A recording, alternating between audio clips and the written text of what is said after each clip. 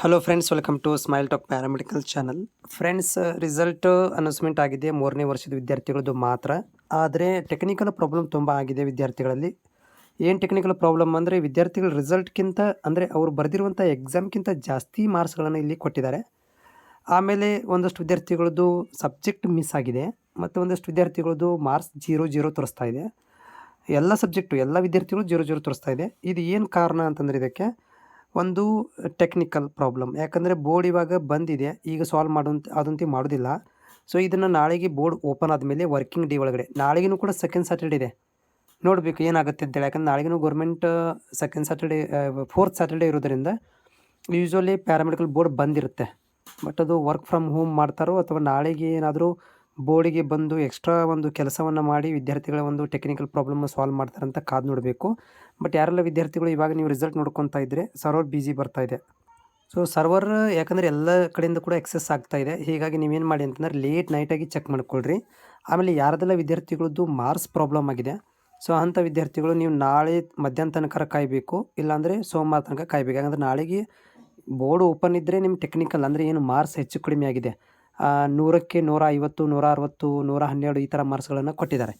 ಅದನ್ನು ಕ್ಲಿಯರ್ ಮಾಡ್ಕೋಬೇಕು. ಆಮೇಲೆ ವಿದ್ಯಾರ್ಥಿಗಳದ್ದು ಸಬ್ಜೆಕ್ಟ್ ಮಿಸ್ ಆಗಿದೆ, ಅದನ್ನು ಕ್ಲಿಯರ್ ಮಾಡಬೇಕಂದ್ರೆ ಬೋರ್ಡ್ನವರೇ ಕ್ಲಿಯರ್ ಮಾಡಬೇಕು. ಅದು ಕಾಲೇಜ್ ವತಿಯಿಂದ ನೀವು ಏನು ಮಾಡಬೇಕಾಗುತ್ತೆ, ನಾಳೆಗೆ ಹೋಗಿ ಕಾಲೇಜಲ್ಲಿ ಹೇಳಬೇಕಾಗುತ್ತೆ. ಕಾಲೇಜ್ನವ್ರು ಏನು ಮಾಡ್ತಾರೆ, ಬೋರ್ಡಿಗೆ ಮೇಲ್ ಮಾಡ್ತಾರೆ ಅಥವಾ ರಿಕ್ವೆಸ್ಟ್ ಮಾಡ್ಕೊಂಡು ಅದನ್ನು ಟೆಕ್ನಿಕಲ್ ಪ್ರಾಬ್ಲಮ್ನ ಸಾಲ್ವ್ ಮಾಡ್ತಾರೆ. ಹಾಗಂತೇಳಿ ನಿಮ್ಗಳಿಗೆ ಫೇಲ್ ಮಾಡೋದಿಲ್ಲ. ಇಲ್ಲ ನಿನಗೆ 120 ಕೊಟ್ಟಿದ್ವಿ, ಫೇಲೇ ನೀನು ಅಂತ ಅನ್ನಕ್ಕೆ ಬರೋಂಗಿಲ್ಲ. ನಿಮ್ಮ ಆ್ಯಕ್ಚುಯಲ್ ಮಾರ್ಕ್ಸ್ ಏನಿರುತ್ತೆ ಅದನ್ನು ನಿಮಗೆ ಕೊಡ್ತಾರೆ. ಆಮೇಲೆ ಇವಾಗ ಸರ್ವರ್ ತುಂಬ ಬಿಸಿ ಬರ್ತಾಯಿದೆ. ಸೊ ವಿದ್ಯಾರ್ಥಿಗಳು ಏನು ಮಾಡಬೇಕಂದ್ರೆ ಸ್ವಲ್ಪ ತಡವಾಗಿ ಟ್ರೈ ಮಾಡಿರಿ. ಇಲ್ಲಾಂದರೆ ಈಗ ನೋಡಿ 10 ಗಂಟೆ ನಂತರ ಫ್ರೀ ಆಗ್ಬೋದು ಅಂತ ಅಕ್ಸೆಪ್ಟೆಡ್ ಇದೆ. ಬಟ್ ಟೆಕ್ನಿಕಲಿ ಎಲ್ಲರೂ ಅಕ್ಸೆಸ್ ಮಾಡ್ತಾರೆ. ಫಸ್ಟ್ ಇಯರ್ ವಿದ್ಯಾರ್ಥಿಗಳು ಕೂಡ ಟ್ರೈ ಮಾಡ್ತಾಯಿದ್ದಾರೆ, ಸೆಕೆಂಡ್ ಇಯರ್ದವರು ನೋಡ್ತಾ ಇದ್ದಾರೆ. ಹೀಗಾಗಿ ಸರ್ವರ್ ಫುಲ್ ಬಿಸಿ ಬರ್ತಾಯಿದೆ. ಆಮೇಲೆ ಕ್ಲಿಯರ್ ಕೂಡ ಆಗ್ತಾಯಿಲ್ಲ. ಸೊ ಟ್ರೈ ಮಾಡಿದ್ರು ಕೂಡ ನೋಡಿ ಸರ್ವಿಸ್ ಅನ್ಅವೈಲೇಬಲ್ ಅಂತ ಬರ್ತಾಯಿದೆ. ಸೊ ಹೀಗಾಗಿ ನೀವು ತಲೆ ಕೆಡಿಸ್ಕೋಬೇಡ್ರಿ. ನಿಮ್ಮ ರಿಸಲ್ಟ್ ನಿಮ್ಮ ಜೊತೆಗೆ ಇರುತ್ತೆ, ನಿಮ್ಮ ರಿಸಲ್ಟ್ ಸೇಫ್ ಆಗಿರುತ್ತೆ. ಯಾರು ಮೊದಲು ನೋಡಿರ್ತಾರೆ ಅವ್ರಿಗೆ ಪಾಸ್ ಮಾಡಬೇಕು, ಆಮೇಲೆ ಲೇಟಾಗಿ ನೋಡಿದವ್ರಿಗೆ ಫೇಲ್ ಮಾಡಬೇಕು, ಈ ರೀತಿ ಯಾವುದೂ ಇರೋದಿಲ್ಲ. ಸೊ ಬಟ್ ಏನಂತಂದರೆ ಆ್ಯಕ್ಚುಲ್ ಏನಂತಂದರೆ ಸ್ವಲ್ಪ ಟೆಕ್ನಿಕಲ್ ಸರ್ವರ್ ಬಿಸಿ ಇದೆ. ನೀವು ಸ್ವಲ್ಪ ಲೇಟಾಗಿ ಅಂದರೆ ತಡವಾಗಿ ಟ್ರೈ ಮಾಡಿರಿ, ಅಥವಾ ಟ್ರೈ ಮಾಡ್ತಾನೂ ಇರ್ರಿ, ನಿಮಗೇನು ಪ್ರಾಬ್ಲಮ್ ಆಗೋದಿಲ್ಲ. ಟ್ರೈನೂ ಮಾಡಿರಿ, ಮಾಡ್ತಾನೆ ಇರೋದೆ. ನಾನು ಕೂಡ ಟ್ರೈ ನೋಡ್ತಿದ್ದೀನಿ, ಉದಾಹರಣೆ ನಿಮಗೆ ತೋರಿಸ್ತಾ ಇದ್ದೀನಿ ಇವಾಗ ಕ್ಲಿಕ್ ಮಾಡಿ. ಸೊ ಈ ರೀತಿ ಟ್ರೈ ಮಾಡ್ತಾ ಇರಿ ಫ್ರೀ ಇದ್ದರೆ. ಇಲ್ಲಪ್ಪ ಅಂದ್ರೆ ಆರಾಮಾಗಿ ಮಲ್ಕೊಳ್ಳಿ, ದೇವರಲ್ಲಿ ಪ್ರೇಯರ್ ಮಾಡಿರಿ, ಬೆಳಗ್ಗೆ ನೋಡಿದ್ರೆ ಒಳ್ಳೆ ರಿಸಲ್ಟ ಬಂದಿರಲಿಲ್ಲಪ್ಪ ಅಂತೇಳಿ.